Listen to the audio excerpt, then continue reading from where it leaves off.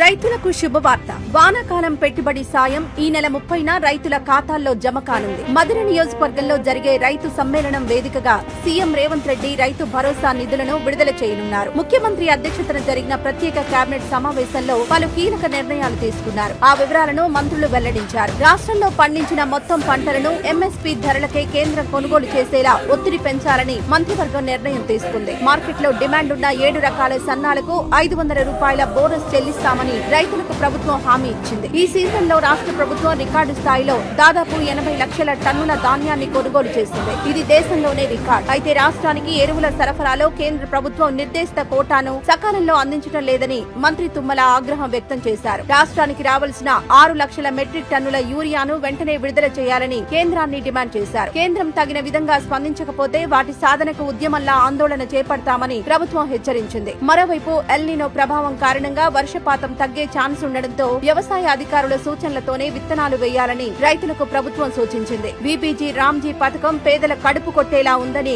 మంత్రి సీతక్క అసహనం వ్యక్తం చేశారు. రాష్ట్రంపై కేంద్రం ఆర్థిక భారం వేస్తోంది. ఈ పథకం అమలుపై ఎలా ముందుకు వెళ్లాలనే దానిపై మంత్రుల ఉపసంఘం నిర్ణయిస్తుందని ఆమె తెలిపారు. మెట్రో విస్తరణకు కేంద్రం సహకరించాలి. ఇండియన్ రైల్వే ఫైనాన్స్ కార్పొరేషన్ నుంచి రావాల్సిన రుణాన్ని వెంటనే మంజూరు చేయాలని ప్రభుత్వం కేంద్రానికి విజ్ఞప్తి చేసింది. నీట్ పరీక్ష రాసే విద్యార్థులకు ఉచిత బస్సు ప్రయాణం కల్పించాలని కేబినెట్ నిర్ణయం తీసుకుంది. అయితే పాలనా సంస్కరణలో భాగంగా మొదటిసారి పేపర్లెస్ గా తెలంగాణ డిజిటల్ కేబినెట్ గా మంత్రివర్గ సమావేశం నిర్వహించడం విశేషం.